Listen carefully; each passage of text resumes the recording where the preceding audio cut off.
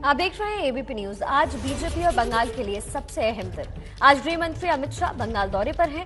बंगाल दौरे के दौरान बीजेपी अध्यक्ष जेपी नड्डा पर हुए हमले के बाद पहली बार शाह बंगाल में हैं। आज का अमित शाह का ये दौरा एक बार फिर तय करेगा कि बंगाल बीजेपी का आखिर क्या होगा, या ममता 2021 में भी अपना खिलाफ बचा लेंगी।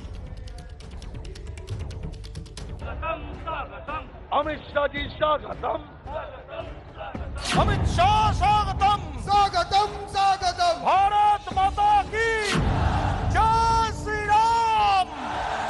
हमारा सोनार बांग्ला कहां गुम हो गया? देश भर में फैले हुए बंगाली आज सोनार बांग्ला को ढूंढ रहे हैं।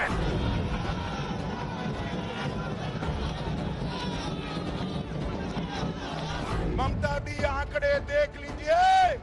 अब आने वाली विधानसभा चुनाव में भी पूर्ण बहुमत के साथ भारतीय जनता पार्टी की सरकार यहां बनने वाली। भारत माता की जय श्री राम, जय श्री राम। आने वाले चुनाव में बंगाल में हम 200 से ज्यादा सीटों के साथ भारतीय जनता पार्टी की सरकार बनाने जा रहे हैं। 200 बंगाल पर शाह का मास्टर प्लान। शाह आज खींचेंगे बंगाल फतेह की लकीर।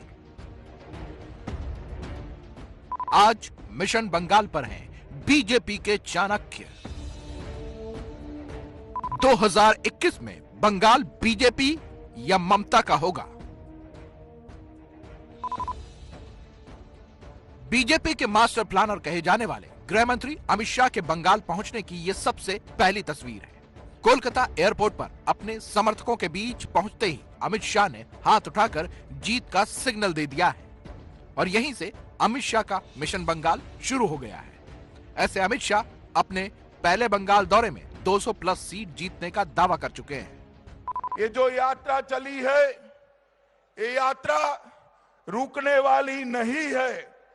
ये यात्रा जो 18 सीटों तक पहुंची है, विधानसभा में 2/3 बहुमत के साथ भारतीय जनता पार्टी की सरकार बनाकर समाप्त करनी। ममता का किला भेदने के लिए कोलकाता पहुंचे अमित शाह आज बंगाल फतेह का खाका तैयार करेंगे।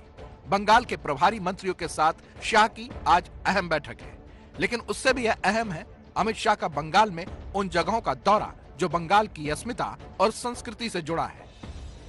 सुबह 10:45 पर कोलकाता के Ramakrishna Mission, Swami Vivekananda and central house और कल्चरल सेंटर पहुंचेंगे, जहां वो स्वामी विवेकानंद को श्रद्धांजलि देंगे। यहां करीब आधे घंटे तक रुकेंगे। सुबह 11:45 पर कोलकाता एयरपोर्ट से मिदनापुर हेलीपैड जाएंगे। मिदनापुर से हेलीकॉप्टर के जरिए पूजा करने के लिए सिद्धेश्वरी मंदिर जाएंगे। इसके बाद खुदीराम बोस को श्रद्धांजलि देंगे। फिर देवी महामाया के मंदिर में जाकर पूजा करेंगे। दोपहर 1:30 बजे बेलीपुरी गांव में एक किसान के घर लंच भी करेंगे। करीब 2:30 बजे अमित शाह जनसभा को संबोधित करेंगे। जनसभा के बाद अमित शाह मिदनापुर हेलीपैड से हेलीकॉप्टर में बैठकर कोलकाता एयरपोर्ट लौट आएंगे। अमित शाह बंगाल के 2 दिन के दौरे पर है। इसके तहत आज और कल दोनों दिन वो बंगाल में रहेंगे। बंगाल में बीजेपी और टीएमसी के बीच छिड़ी जंग के बीच अमित शाह का ये दौरा इसलिए भी अहम है क्योंकि बीजेपी अध्यक्ष जेपी नड्डा के काफिले पर हुए हमले के बाद शाह पहली बार बंगाल में है। ऐसे पिछले दौरे के दौरान भी अमित शाह टीएमसी पर हिंसा की राजनीति का आरोप लगाते हुए ममता सरकार को चुनौती दे चुके हैं। तो माम माटी और मानुस का नारा तुष्टीकरण, तानाशाही और टोलबाजी में परिवर्तित हो गया है। अपने बंगाल दौरे के दौरान शाह न सिर्फ कई सांस्कृतिक और राजनीतिक कार्यक्रम में हिस्सा लेंगे, बल्कि बंगाल के 7 प्रभारी मंत्रियों के साथ रणनीतिक बैठक भी करेंगे। बंगाल में बीजेपी को जीत दिलाने के लिए बीजेपी ने 7 प्रभारी मंत्री नियुक्त किए हैं।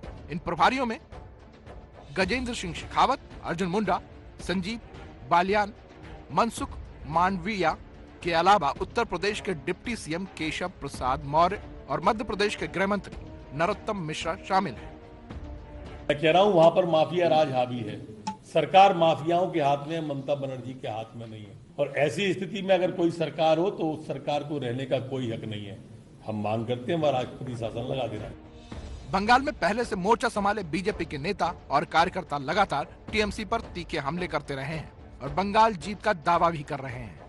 जो वातावरण बनी हुई है कि उस पार्टी में रहने का लायक परिवेश नहीं है, ना लोकतंत्र है पार्टी में, ना कोई सम्मान है। अमित शाह के बंगाल दौरे का मतलब साफ है, बीजेपी को बंगाल में मजबूत बनाना, लोकसभा के बाद विधानसभा में जीत सुनिश्चित करना। यानी बीजेपी बंगाल फतह के लिए हर मोर्चे पर काम कर रही है, जिसकी निगरानी खुद बीजेपी के चाणक्य कहे जाने वाले अमित शाह देख रहे हैं।